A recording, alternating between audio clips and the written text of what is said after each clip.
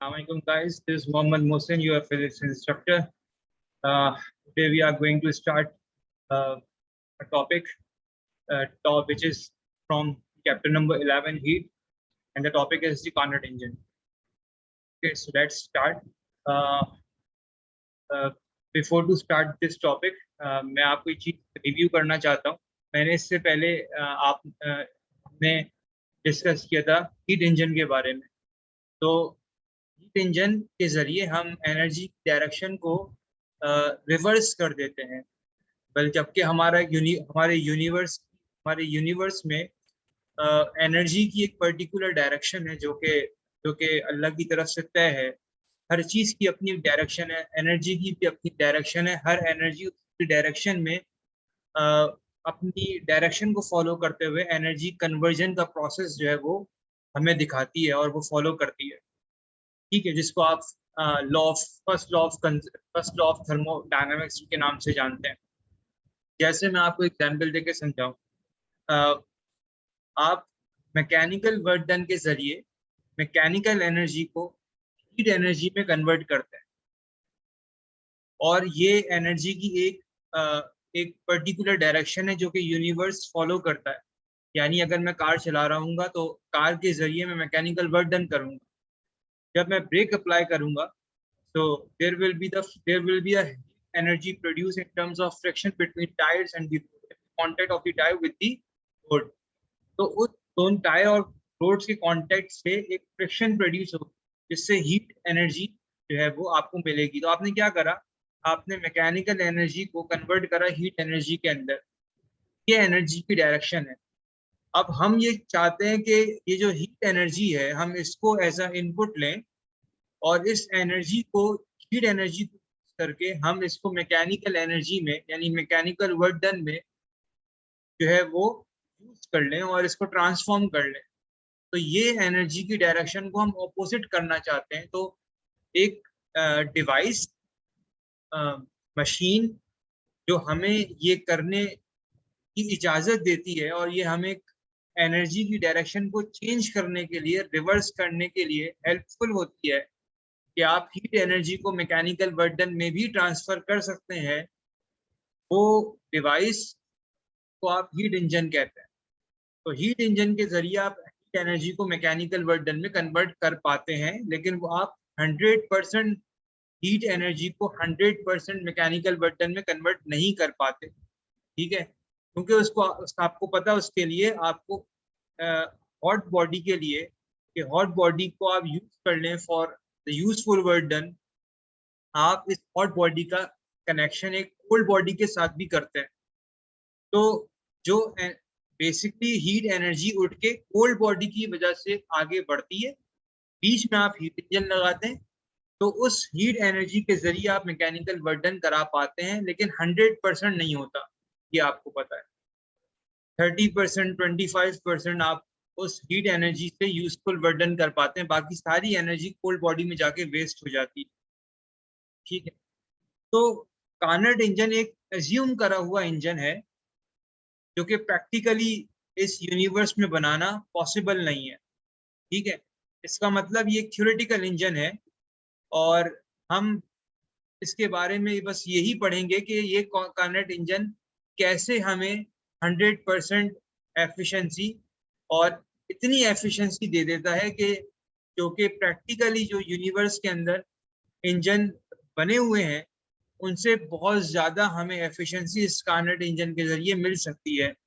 लेकिन वो efficiency gain करने के लिए जो चीज़ों की रिक्वायरमेंट है वो प्रैक्टिकली अचीव करना वो जो है वो मुमकिन नहीं है. इसलिए ये कार्नट इंजन एक एज्यूम किया हुआ थ्योरेटिकल इंजन है जो कि प्रैक्टिकली बनाना और इसका मौजूद होना, इसका एग्जिस्ट करना जो है वो पॉसिबल नहीं हो सकता. ठीक है, तो हमने इस कार्नट इंजन को जो है वो परफेक्ट बनाने के लिए जो है वो दो चीजें एज्यूम की. अगर आप इस कार्नट इंजन से एफिशिएंसी 100% चाहते हैं, या आप इससे ज्यादा एफिशिएंसी चाहते हैं, ठीक है, in terms of you can say about 90 to 100%, तो उसके लिए आपको ये दो चीज़ों की रिक्वायरमेंट ज़रूरी है. यानी जो आपने सिस्टम तैयार किया है उसमें किसी भी तरह का हीट है वो लॉस ना हो, जब तक आप ना चाहें। ठीक है, आप ना चाहें तो किसी भी तरह का कोई हीट लॉस, एनर्जी लॉस नहीं होना चाहिए। ठीक है, और इसी तरह जो आपने सिस्टम बनाया है उसमें कोई किसी भी किस्म की कोई फ्रिक्शन नहीं होना चाहिए। तो बेसिकली आप एक वर्ड में समझें कि there will be no energy loss in that engine. अगर आप ये कर लें तो आप एक ज्यादा एफिशिएंसी वाले इंजन की तरफ जा सकते हैं जिसको आप कार्नेट इंजन बोलते हैं। ठीक है, ये तो इसका इंट्रोडक्शन था। हम कैसे बनाते हैं, तो इस कार्नेट इंजन की इंपॉर्टेंट चीज है कार्नेट साइकिल। ये बहुत इंपॉर्टेंट टॉपिक है और ये टॉपिक लॉन्ग में आता है। सेकेंड ईयर की फिजिक्स के लॉन्ग के डिस्क्रिप्टिव पार्ट सेक्शन सी में सवाल रखा हुआ होता है। Define production and the work in construction of the Carnot engine, derive the formula for the efficiency of the Carnot engine। तो ये बहुत जरूरी है कार्नेट साइकिल। ठीक है, साइकिल एक ऐसा प्रोसेस है, इसका मतलब आपने इनपुट में जो चीज दी आउटपुट में आपको वही चीज वापस रिसीव हो जाए, इसको साइकिल बोलते हैं। अगर वही जो चीज आपने दी और वही आपको रिसीव हो जाए, इसका मतलब कोई लॉस नहीं हुआ है। इसी वजह से ये इंजन एक 100% परफेक्ट इंजन माना जाता है।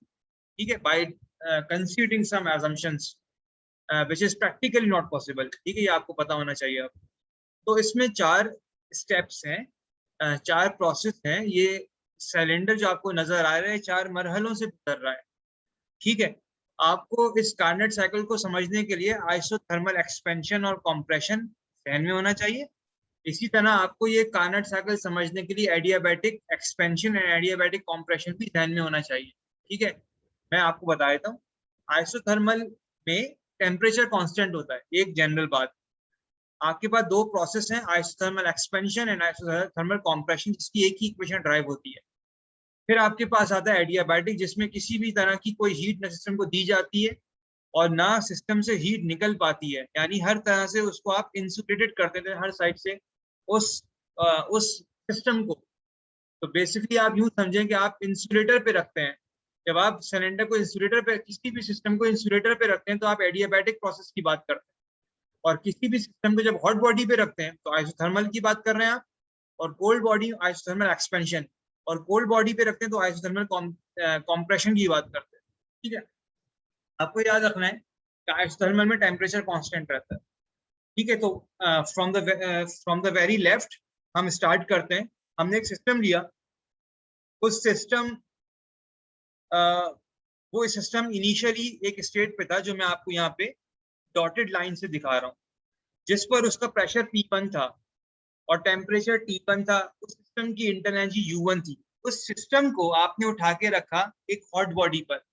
हॉट बॉडी यानी एक ऐसी बॉडी है जिसका टेम्परेचर इस सिस्टम के टेम्परेचर से जरूर ज्यादा होगा। ठीक है, हॉट बॉडी का अपना एक मेंटेन टेम्परेचर है, जैसे 80 डिग्री सेंटीग्रेड आप एज्यूम कर सकते हैं। लेकिन इस हॉट बॉडी को हॉट बॉडी इसलिए कह रहे हैं कि इस बॉडी का टेम्परेचर सिस्टम के अंदर सिस्टम के अपने टेम्परेचर से ज्यादा है। तो होगा क्या, ये व्हाइट जो लाइन मैंने आपको दिखाई है, इसका मतलब इस सिस्टम के अंदर यही एक जगह है, रास्ता है जहां से हीट कंडक्शन हो सके।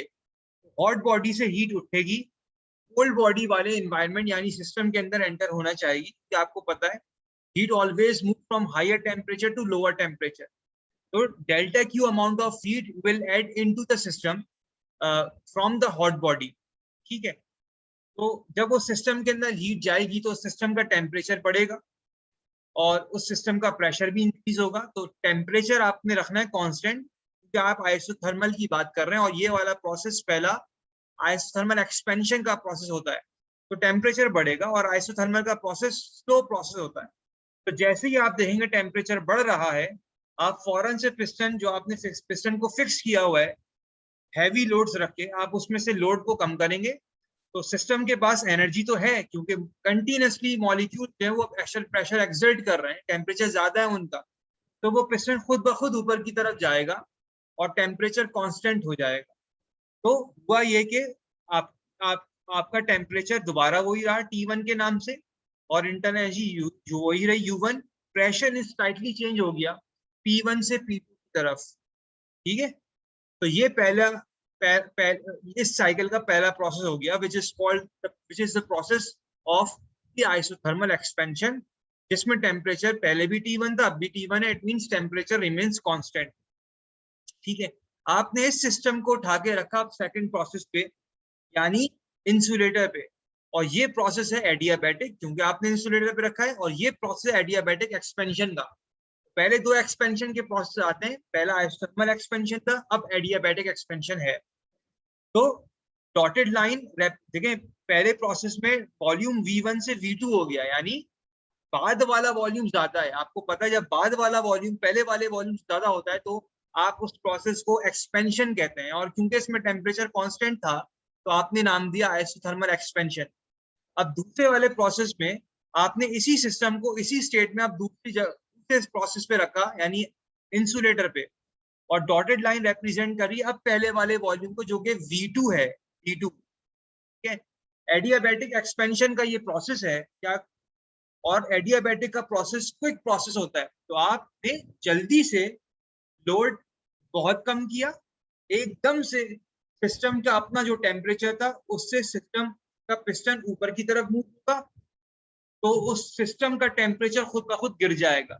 तो T1 से चलेगा आप T2 की तरफ, और T2 का टेम्परेचर T1 से कम होगा क्योंकि एक्सपेंशन हो रही है, और इंटरनल एनर्जी भी डिक्रीज हो जाएगी U2 के नाम से। ठीक है, और प्रेशर भी चेंज हो गया P3 के नाम से, जो कि कम होगा as compare to the pressure of the last process we had in isothermal expansion with the name of P2। तो और ये वॉल्यूम V2 से बढ़ के V3 हो गया, और ये बाद वाला वॉल्यूम पहले वॉल्यूम से ज्यादा है। इसका मतलब ये भी एक्सपेंशन का प्रोसेस है। अब क्योंकि आपने इंसुलेटर पे रखा है तो ना हीट अंदर जा रही है ना बाहर आ रही है, इसको आप बोलते हैं एडियाबैटिक। तो ये प्रोसेस बन गया एडियाबैटिक एक्सपेंशन। तो शुरू के प्रोसेस दो एक्सपेंशन के प्रोसेस हो गए। अब आपने इसी स्टेट पर इसी सिस्टम को उठा के रखा कोल्ड बॉडी पर, कोल्ड बॉडी दोबारा आइसोथर्मल, अब कॉम्प्रेशन, कोल्ड बॉडी यानी टेम्परेचर T2। ठीक है, आप याद रखिएगा हॉट बॉडी के टेम्परेचर को हमेशा T1 से रिप्रेजेंट करेंगे और कोल्ड बॉडी के टेम्परेचर को T2 से रिप्रेजेंट करेंगे। इसी तरह हॉट बॉडी की एनर्जी को हमेशा Q1 से रिप्रेजेंट करेंगे, और कोल्ड बॉडी की एनर्जी को Q2 से रिप्रेजेंट करेंगे। अब आपने इसको कोल्ड बॉडी पे रखा है, तो कोल्ड बॉडी का टेम्परेचर कम है सिस्टम के टेम्परेचर से, तो क्या होगा, अब सिस्टम की हीट कोल्ड बॉडी की तरफ जाएगी, because heat always move from higher temperature to lower temperature. अब सिस्टम के अंदर की हीट ज्यादा है, तो अब एरो किस तरफ होगा, सिस्टम से कोल्ड बॉडी की तरफ। तो जब हीट नीचे की तरफ एक्सपेल्ड होगी सिस्टम से, बाहर निकलेगी, तो टेम्परेचर खुद ब खुद फॉल होगा, क्योंकि आइसोथर्मल का प्रोसेस आपको टेम्परेचर कांस्टेंट रखना। तो जैसे ही आपने देखा सिस्टम का टेम्परेचर गिर रहा है, वैसे ही आप लोड को ऊपर ज्यादा कर देंगे और पिस्टन को नीचे लेकर आएंगे, ताकि उसका टेम्परेचर जो गिर रहा था, नीचे डिक्रीज हो रहा था, वो कांस्टेंट हो जाए।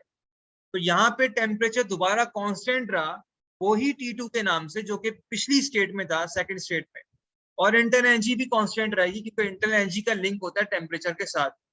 प्रेशर चेंज हो गया P3 से P4 में, और वॉल्यूम भी जो है वो डिक्रीज हो गया। पहले वॉल्यूम आपका V3 था, अब वॉल्यूम हो गया V4, कम हो गया है। जब बाद वाला वॉल्यूम पहले वाले वॉल्यूम से कम हो तो उसका आप कॉम्प्रेशन का नाम देते हैं, और ये है आइसोथर्मल कॉम्प्रेशन। लास्ट प्रोसेस में आपने इसी सिस्टम को उठा के रखा इंसुलेटर पे, दोबारा एडियाबैटिक। अब है एडियाबैटिक कॉम्प्रेशन। ये डॉटेड लाइन आपको रिप्रेजेंट कर रही है जो इससे पहले वाली स्टेट का वॉल्यूम था। ये वाली यहाँ था वॉल्यूम, तो ये वॉल्यूम था ये वाला वॉल्यूम था आपका V4 के नाम से। ये V3 नहीं है, ये V4 है। ये वाला वॉल्यूम आपका V4 के नाम से था। हम इसको सही कर लेते हैं।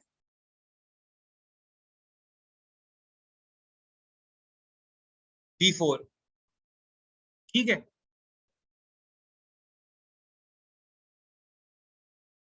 और ये वॉल्यूम है हमारा V4 यहां तक का, सही है। अब एडियाबैटिक का प्रोसेस है, हीट ना बाहर जा रही ना अंदर आ रही है, आपने खुद कंप्रेशन करना है। तो आपने लोड और एडियाबैटिक का प्रोसेस बहुत तेजी से करते हैं, क्विक प्रोसेस होता है। तो आपने एक और लोड डाला, पिस्टन जल्दी से नीचे की तरफ आया, और जब ये पिस्टन नीचे की तरफ आया तो इसने अपना वही टेम्परेचर, वही इंटरनल एनर्जी, वही प्रेशर जो है वो अचीव कर लिया, जो कि इनिशियल स्टेट पर उसका टेम्परेचर T1 था, इंटरनल एनर्जी U1 थी, और प्रेशर P1 के बराबर था। तो वॉल्यूम एग्जैक्टली बराबर हो गया उसी वॉल्यूम के, आप देख सकते हैं। तो हमने नए वॉल्यूम को अब नाम दिया वही पुराने वाले वॉल्यूम V1 का, यानी आपने जहां से सिस्टम को स्टार्ट किया था, जिस टेम्परेचर से, जिस प्रेशर से और जिस वॉल्यूम के साथ, आप लास्ट में एडियाबैटिक कॉम्प्रेशन के जरिए वो सारी की सारे पैरामीटर्स, टेम्परेचर, इंटरनल एनर्जी और प्रेशर और वॉल्यूम उस सिस्टम के लिए अचीव कर लेते हैं। यानी ये एक साइक्लिक प्रोसेस है। जो कुछ आपने प्रोवाइड किया था इनिशियली, वो सब आप इन दी एंड रिसीव कर लेते हैं। तो एक साइक्लिक प्रोसेस है। इसकी अपनी एक पीवी डायग्राम होती है, प्रेशर वॉल्यूम डायग्राम, जैसे आपने फर्स्ट लॉ ऑफ थर्मोडायनेमिक्स की एप्लीकेशन में आइसोबैरिक, आइसोकोरिक और आइसोथर्मल एडियाबैटिक में बनाई थी। तो देखें, आइसोथर्मल का ग्राफ और एडियाबैटिक का ग्राफ आपको पता होना चाहिए। देखें, पहले हमारे पास हुआ isothermal compression, sorry isothermal expansion. आपने स्टार्ट किया था प्रेशर P1 से, वॉल्यूम V1 से, टेम्परेचर T1 से। आइसोथर्मल एक्सपेंशन में प्रेशर P2 हो गया, वॉल्यूम V2 हो गया, टेम्परेचर वही रहा। प्रेशर P2 हो गया बी स्टेट के लिए, वॉल्यूम V2 हो गया, टेम्परेचर वही रहा। फिर आप आए एडियाबैटिक एक्सपेंशन पे।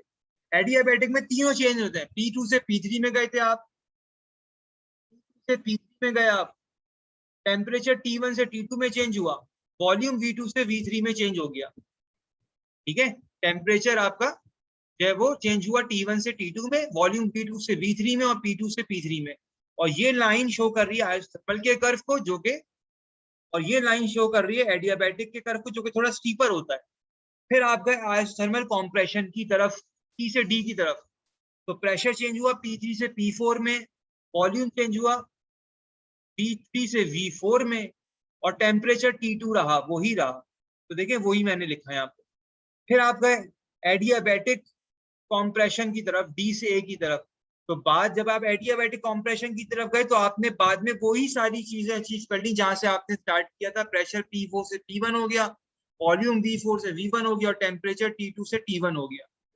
ठीक है, ये डायग्राम आपको भी बनानी होती है इसके साथ, which is called the PV diagram. Last में हमें इसका एफिशिएंसी का फॉर्मूला भी ड्राइव करना होता है। एफिशिएंसी का जनरल फॉर्मूला होता है output over input multiply by 100। क्या आपने गेन किया, विच इज कॉल्ड आउटपुट। आपने सिस्टम को क्या दिया था, वो इनपुट होता है। मल्टीप्लाई बाय 100 करेंगे तो एफिशिएंसी हम हमेशा कैलकुलेट करते हैं इन टर्म्स ऑफ परसेंटेज, तो हमने इसको मल्टीप्लाई करा 100 इसी वजह से। तो आपको सबसे पहले पता होना चाहिए आउटपुट में क्या कर रहे हैं आप और इनपुट में क्या कर रहे हैं आप। तो देखें, इंजन में, हीट इंजन में या कार्नेट इंजन में आप एनर्जी की डायरेक्शन को चेंज कर रहे हैं, हीट एनर्जी को ले रहे हैं। यानी हॉट बॉडी को, एक सिस्टम है, एक बॉडी आपके पास का टेम्परेचर बहुत ज्यादा है, जिसको आप हॉट बॉडी बोलते हैं, उसकी एनर्जी को रिप्रेजेंट करते हैं Q1 से। उसको आप कन्वर्ट करना चाहते हैं वर्क डन के अंदर। तो इनपुट क्या है आपका, इनपुट आपके पास हीट एनर्जी है जो कि सिस्टम से बाहर निकलेगी, हॉट बॉडी यानी हीट एक्सपेल्ड, जो कि इनपुट है आपका। Q1 के नाम से आप बोलते हैं उस हॉट बॉडी के हीट एनर्जी को रिप्रेजेंट करते हैं। ठीक है, आपको पता है इस हॉट बॉडी से डायरेक्ट काम नहीं ले सकते वर्क डन का, सही है। क्यों, क्योंकि हीट को मूव कराने के लिए आपको कोल्ड बॉडी चाहिए, क्योंकि हीट हमेशा हॉट से कोल्ड बॉडी की तरफ जाती है। तो कोल्ड बॉडी का कनेक्शन करेंगे इसके साथ, हॉट बॉडी के साथ, बीच में आप इंजन लगाएंगे, तो इन हॉट बॉडी से heat energy basically cold body की तरफ आना चाहेगी। बीच में हीट इंजन की वजह से हीट इंजन से आप वर्क डन करा देंगे। तो कराना क्या है आपने, बेसिकली आपने वर्क डन कराना, ये आपका आउटपुट है। तो heat expelled which is hot body, जिसको आप Q1 कहते हैं। जो बॉडी हीट एब्जॉर्ब करेगी वो कोल्ड बॉडी होती है, इसको आप Q2 कहते हैं। बीच में आप वर्क डन करा रहे हैं हीट इंजन से, तो वो डेल्टा W है। और first law of, sorry second law of thermodynamics की केल्विन स्टेटमेंट क्या होती है कि वर्क डन कितना होगा, जितनी हीट एनर्जी Q1 से आई, Q2 ने जो एब्जॉर्ब कर दिया, जो बचेगा अमाउंट वो वर्क डन में कन्वर्ट होगा। Q1 minus Q2 called work done. ठीक है, तो आपने आउटपुट की जगह क्या लिखा है, वर्क डन, जो कि आपका आउटपुट है डेल्टा डब्ल्यू, ठीक है, यहाँ पे लिख दिया। और इनपुट क्या है आपके पास, Q1, जो कि हॉट बॉडी की एनर्जी होती है, जिसको आपने यूज करना है, मल्टीप्लाई बाय 100, ठीक है। डेल्टा डब्ल्यू का फॉर्मूला क्या होता है, as per second law of statement, Kelvin statement, Q1 minus Q2। आपने यहाँ एलसीएम ब्रेक किया तो Q1 से Q1 कैंसिल होगा, 1 minus Q2 over Q1 multiply by 100। ये इक्वेशन बन गई एफिशिएंसी की, जिसको आप यूज कर सकते हैं न्यूमेरिकल्स के अंदर। आपको एक ये फॉर्मूला याद रखना है, delta W is equal to Q1 minus Q2, और एक ये। अब आपको मैंने बताया था हॉट बॉडी की एनर्जी को रिप्रेजेंट करते हैं Q1 से, और उसके टेम्परेचर को रिप्रेजेंट करते हैं T1 से। इसी तरह कोल्ड बॉडी की एनर्जी को रिप्रेजेंट करते हैं Q2 से, और उसके टेम्परेचर को रिप्रेजेंट करते हैं T2 से। इसका मतलब हीट एनर्जी Q और टेम्परेचर आपस में डायरेक्टली लिंक करते हैं। तो हम इस फॉर्मूले को, इक्वेशन ए को रिप्लेस कर सकते हैं टेम्परेचर की फॉर्म में। क्या करना है, Q की जगह T लिखना है सिंपली, और Q2 T2 बन जाएगा, और Q1 T1 बन जाएगा सिंपली। तो हमारा पास दोबारा फॉर्मूला आ गया, यही फॉर्मूला हीट एनर्जी की फॉर्म में, अब फॉर्मूला आपके पास आ गया टेम्परेचर की फॉर्म, ठीक है। तो ये पूरा डिटेल्ड टॉपिक था कार्नोट इंजन के नाम से, जो कि लॉन्ग में आपके पास आता है। Inshallah, in the next class, we will discuss the numericals of this chapter number 11 from your second year physics book. So that's it from my side of today's class. Take care of yourself. Allah Hafiz.